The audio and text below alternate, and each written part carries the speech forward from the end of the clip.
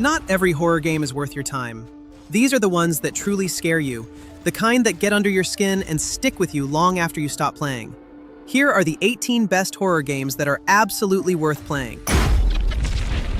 The Beast Inside is one of those underrated horror games a lot of people missed.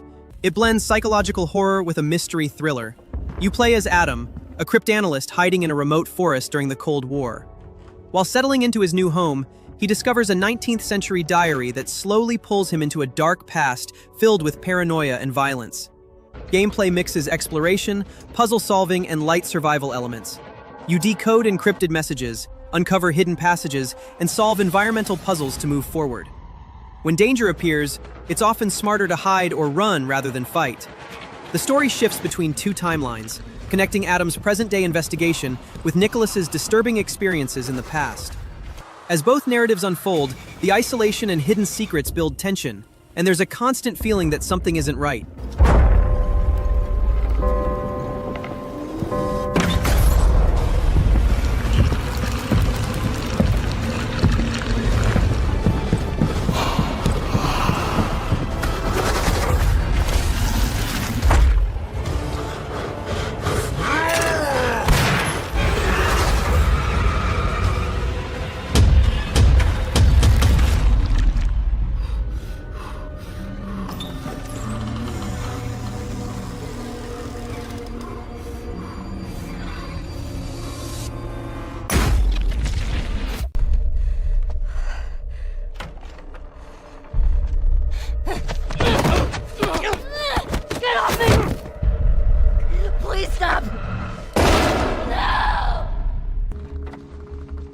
Tommy,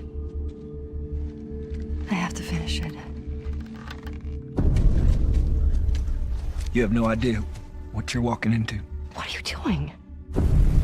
You don't know how large that group is, how armed. I don't care.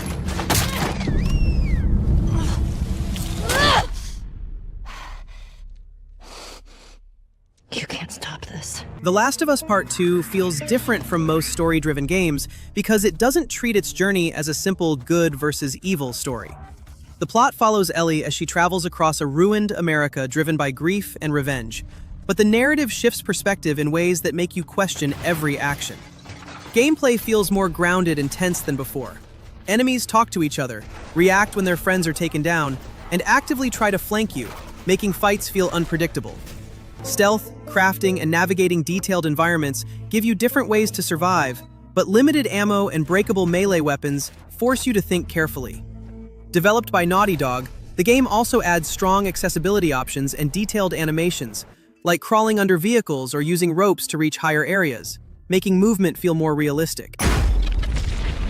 Routine is a sci-fi horror game built around isolation and survival in space. It takes place inside an abandoned base on the moon, where something clearly went wrong. If you've played Alien Isolation, you'll recognize that same feeling of tension and being hunted. Survival is all about vulnerability.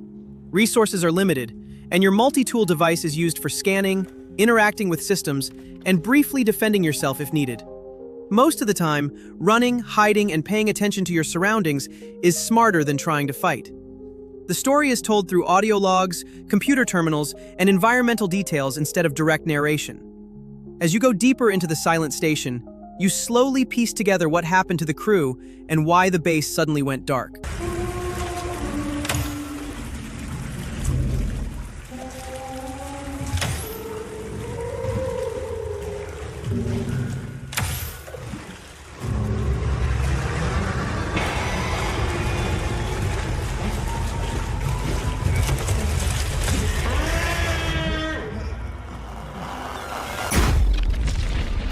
Alan Wake 2 is a horror game you really shouldn't skip, because it mixes psychological horror with a strong detective story.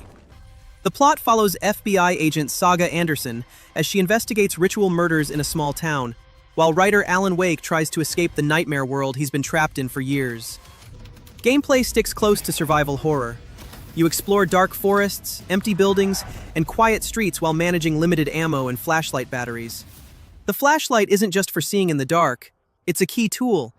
You have to burn away the darkness around enemies before you can hurt them, which means you can't just rush into every fight. The game was made by Remedy Entertainment, a studio known for story-driven games and cinematic presentation. Using their Northlight engine, they blend live-action footage and psychological tension in a way that feels seamless. Did you write these pages, Mr. Wade? I'm trying to remember it. You're the killer. The cult leader. No! You've got the wrong band!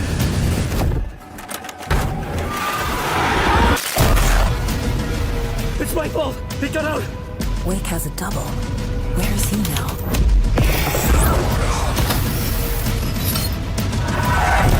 I don't want to be in the story, just write me out of the story! They thought they could control me. Now, I will tear them apart. One by one.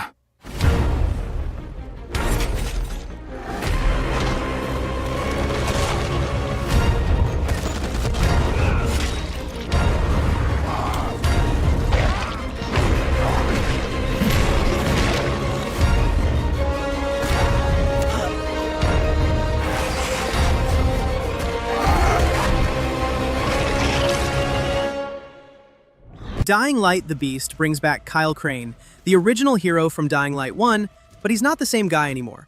After years of captivity and brutal experiments, he escapes carrying a mix of human and infected DNA. Now he's out for revenge, while also trying to control the monster growing inside him. Gameplay keeps the first-person survival style the series is known for, along with smooth, fast parkour.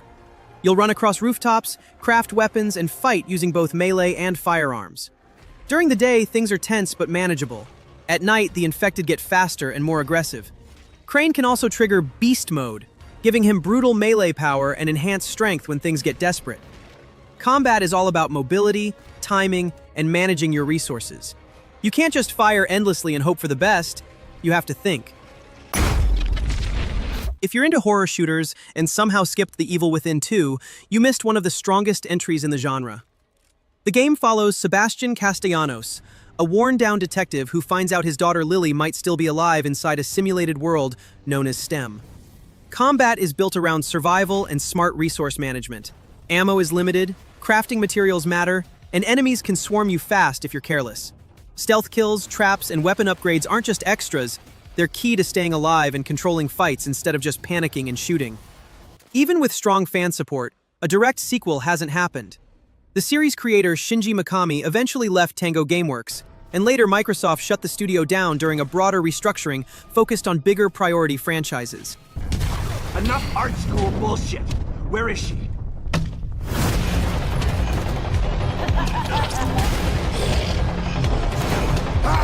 We have the same goal, Sebastian. We can help each other. Join me. Keep shooting until they're dead or we run out of ammo.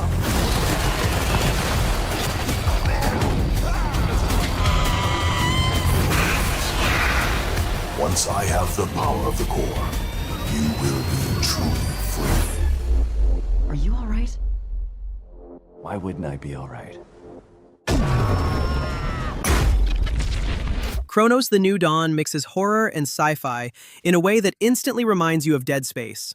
Set in a ruined future, shaped by a massive catastrophe, the game drops you into a cold, hostile world where strange anomalies and mutated creatures have replaced anything that once felt human. Combat is built around survival and smart resource management.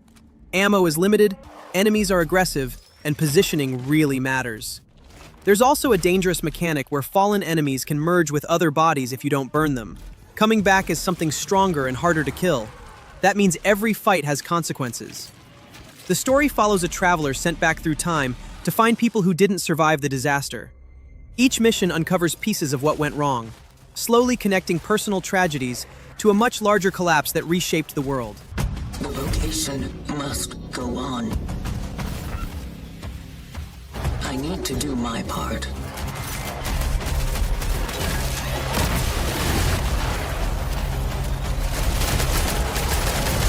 The steelworks.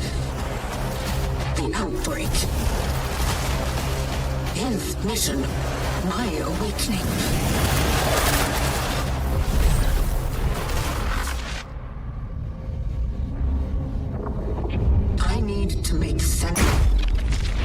Madison is the kind of horror game that makes you uneasy from the very first minute. You wake up trapped inside a dark house with blood on your hands, and it quickly becomes clear that some kind of demonic force is pushing you to finish a ritual that started decades ago. Your main tool is an old instant camera, and its flash does more than just light up dark areas. It reveals hidden clues, contemporarily fend off hostile spirits, and is essential for solving puzzles. As you explore, rooms and corridors can change unexpectedly, making progress feel uncertain and keeping you on edge instead of relying on combat. What really makes Madison so disturbing is its sound design and psychological pressure. Long stretches of silence, faint noises in the distance, and small environmental changes build tension naturally.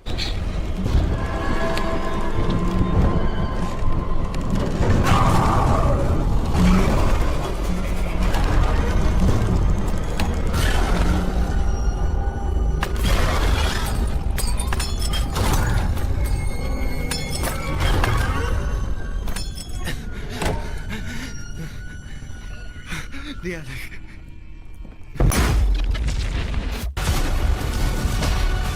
Our homecoming will be truly divine.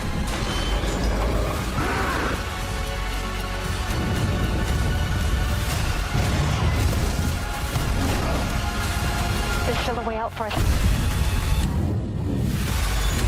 But we don't have much time.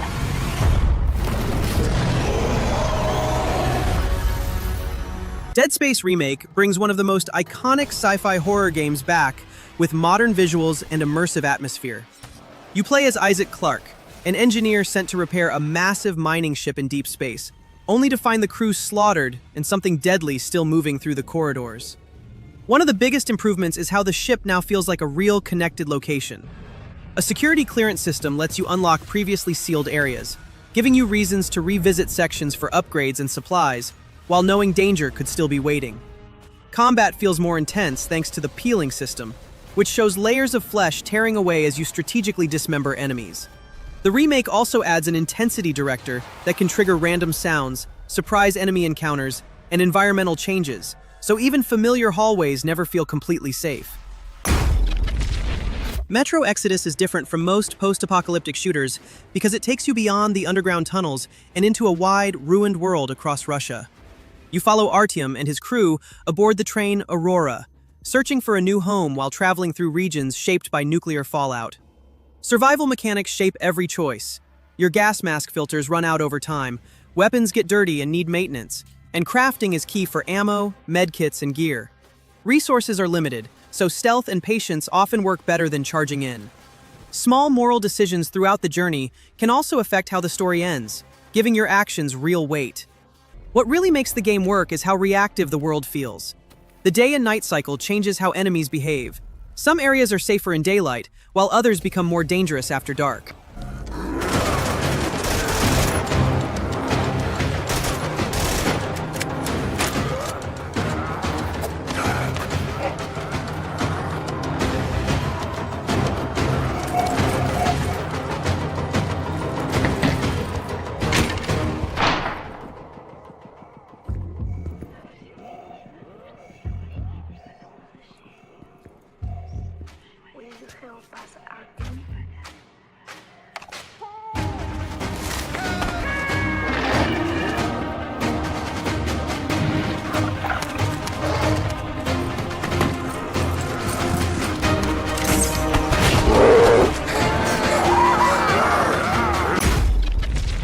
Until Dawn stands out from other horror games because it plays more like an interactive movie than a traditional survival experience.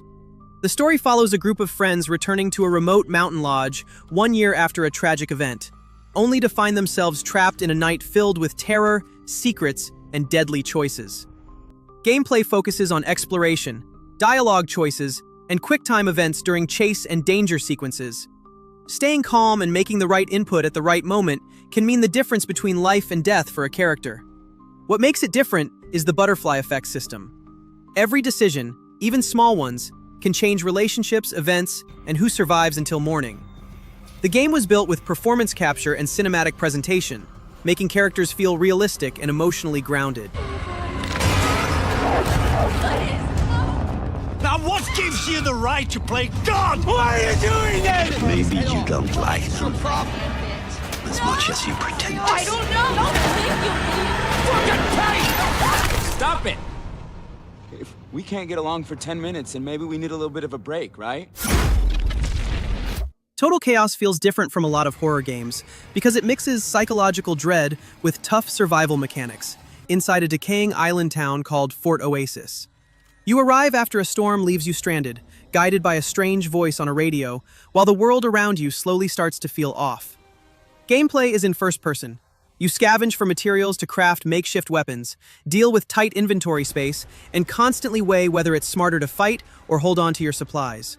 Enemies are hard to kill, and one mistake can get you killed fast. One interesting part of the game is its origin. It actually started as an award-winning mod for Doom 2 before being rebuilt into a full standalone title. Even with modern visuals, it keeps that classic survival horror tension. You loved this place once.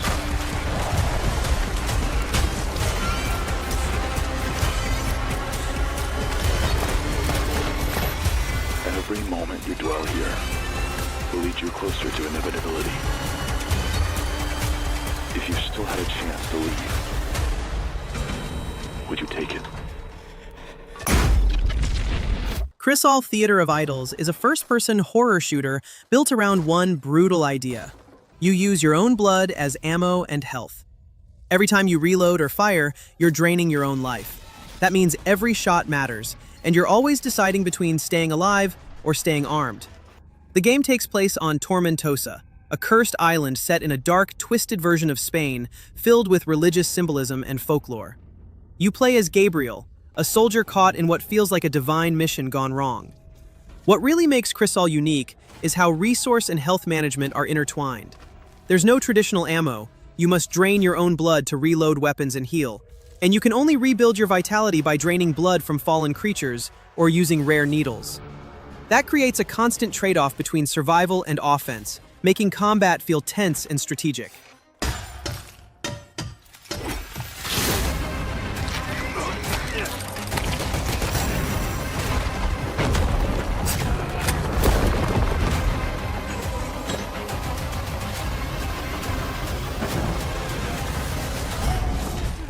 But you know what they say, mi sol. Donde hay amor, hay dolor. Luto is a psychological horror game that turns grief and loss into the source of its fear.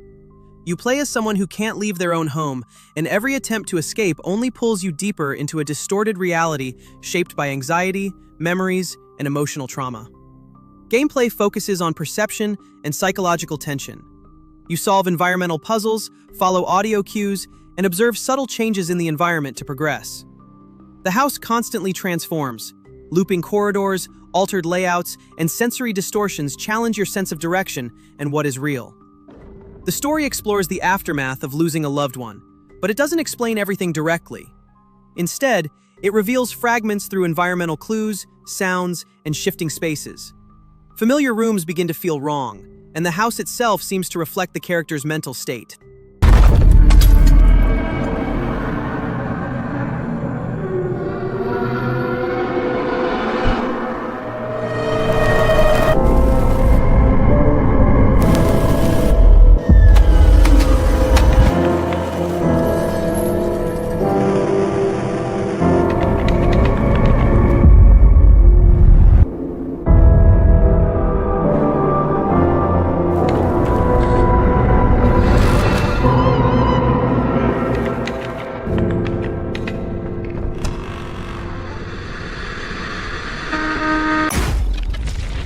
Tormented Souls 2 continues Caroline Walker's story after the first game, when her sister Anna begins suffering violent visions that start bleeding into reality.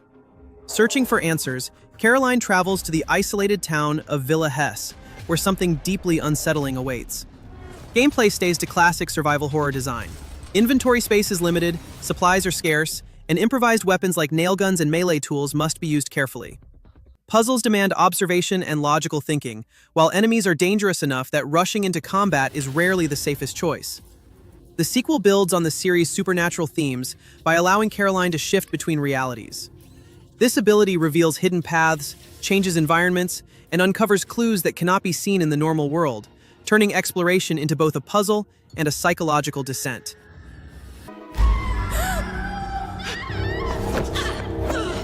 Be at peace. There must be no violence. Caroline, I'm scared. Now stop struggling. You belong to us. Please.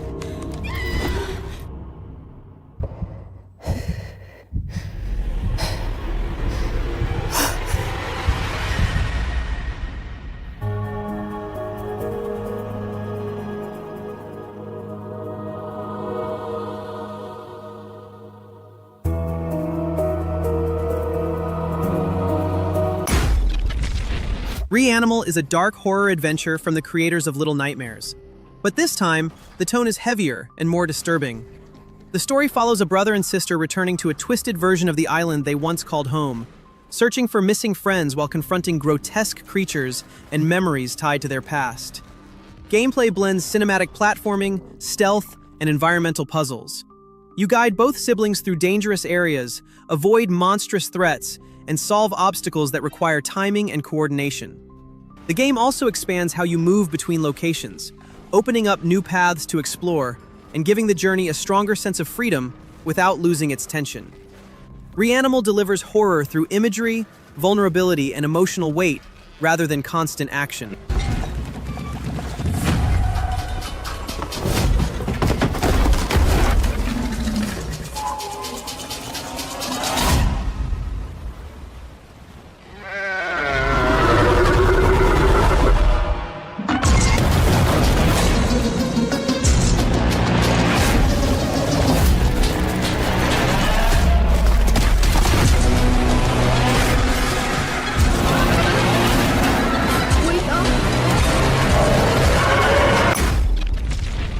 Set free. The team has settled on a person of interest. Someone with ties to Umbrella. Victor Gideon.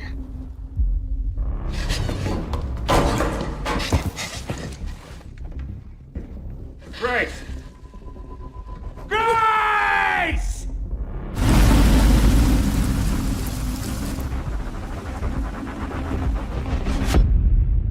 Welcome. Dr. Gideon has been expecting you.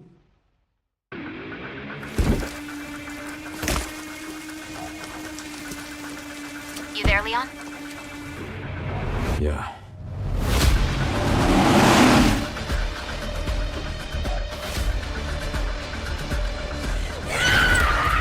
Hey, over here. FBI. What are you doing here?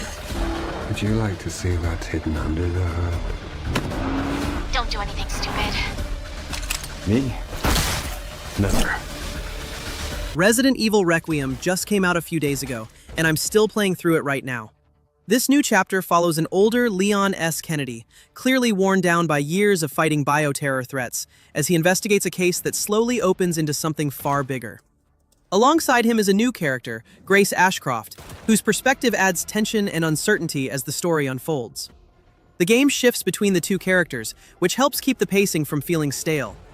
Leon's sections feel more controlled and tactical, while Grace's moments lean into vulnerability and classic survival horror pressure. The contrast between them keeps the experience fresh. Ammo and healing items are limited, enemies react aggressively, and tight environments force you to think before engaging. Silent Hill 2 brings one of the most iconic psychological horror stories back with modern visuals and a more immersive presentation. The story follows James Sunderland, who travels to the fog-covered town of Silent Hill after receiving a letter from his wife, even though she died years ago. Combat remains grounded and vulnerable. You're not a trained fighter, and enemies feel disturbing rather than like targets to clear. Limited resources, tight spaces, and unpredictable encounters encourage caution instead of aggression. The remake preserves the slow, psychological pacing that made the original unforgettable, while expanding the environments and encouraging more seamless exploration. Silent Hill feels less like separate areas and more like a connected place you can move through, as the fog, sound, and atmosphere constantly build tension. I know what you are.